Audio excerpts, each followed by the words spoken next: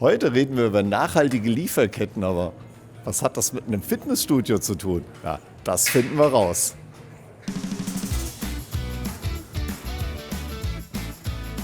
Ha, die richtigen Klamotten habe ich schon mal an, aber was hat eine nachhaltige Lieferkette mit dir zu tun? Ja, das kann mir Sven erklären. Du bist der CEO von Sienna und jeden Tag hier in der Fitnessbude. Aber bist du so ein typischer Pumper? Nein, will ich nicht, Jürgen, natürlich nicht. Aber ich bin darauf bedacht, dass ich fit bleibe, dass ich widerstandsfähig bleibe und belastbar. Ich mache quasi ESG-Training für meinen Körper.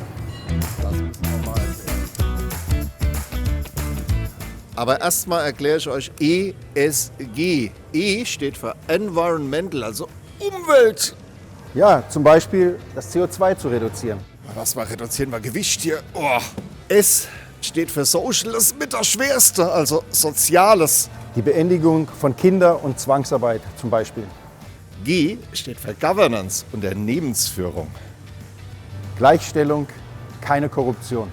Und ich lasse mich nicht bestechen, ich stelle das Ding jetzt ab. Was passiert denn, wenn ich eins davon ignoriere? Dann haben wir ein Problem, Jürgen. Wir müssen sehen, dass wir ganzheitlich trainieren können und dass wir ESG ganzheitlich umsetzen. Machst du einmal runter. Ja. Brauchen wir noch ein bisschen mehr Gewicht oder was? Nee, das geht schon. Wieso mache ich jetzt hier Bankdrücken? Du trainierst deine Brust- und Oberkörpermuskulatur, Jürgen. Wir müssen nachher noch in den Rückenbereich, wir müssen die Beine trainieren und wir gehen aufs Fahrrad, um Cardio zu machen. Wir brauchen einen ganzheitlichen Ansatz, wie beim ESG auch. Es genügt nicht nur, einen Teilbereich abzudecken. Wir müssen sehen, dass wir widerstandsfähig werden. Super. Freihandeln sind ja so die Masterclass im Fitnessstudio, aber wo ist der ESG-Link? Bei Maschinen hast du geführte Bewegungen, die denken quasi für dich. Im Freihandelbereich bist du selbst verantwortlich für das, was du machst, genau wie die Unternehmen in der Lieferkette. Oh. Ja, nicht schlecht, aber wir müssen was korrigieren, Jürgen. Das Gewicht.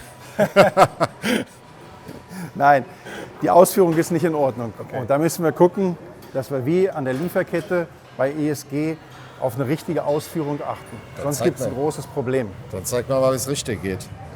Schaust dich selber an, guckst Oberkörper gerade und machst dann langsame Ausführung. Also wie bei ESG, wir brauchen Geduld, damit es gut wird. Oh. Okay, irgendwann sind sie sauer, die Dinger, ja. Perfekt, gut gemacht. Jetzt bin ich in meinem Element, das ist Fahrradfahren. Und Sven, bist du schon warm? Aber so richtig, Jürgen. Aber was hat jetzt Fahrradfahren mit ESG zu tun? Ja, du siehst sicherlich eine ganze Menge Daten auf deinem Bildschirm vor dir, oder? Ja, ist einiges dabei.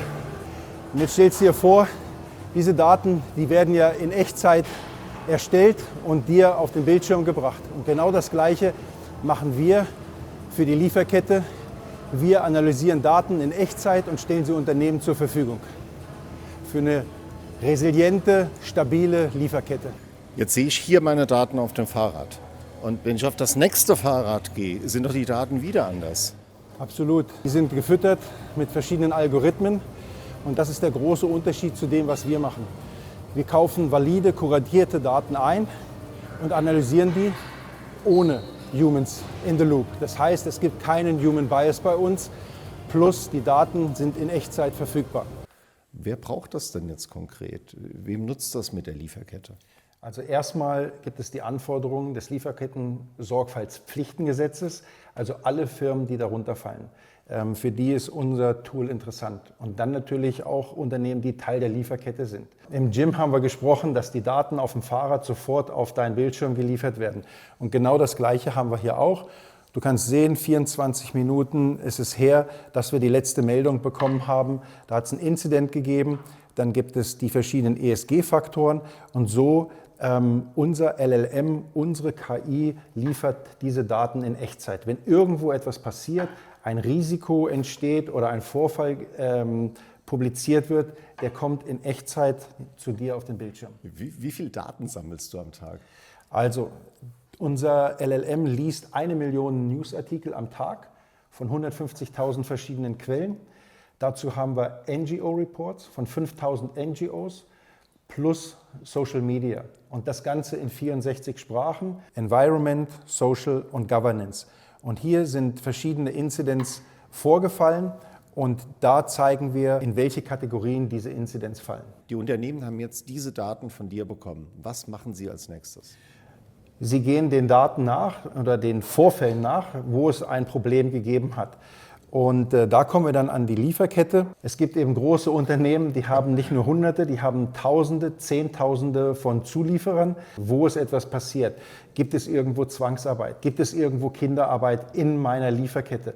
Und dann kann ich konkret Maßnahmen ergreifen. Und da kommt wieder Human in the Loop, also die Human Intelligence, die von eurer KI gefüttert wird. Irgendeiner muss am Ende draufschauen.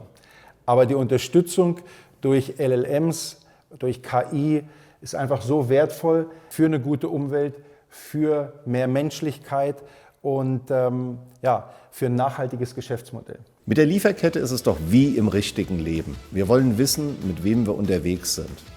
Wie checkt ihr das überhaupt?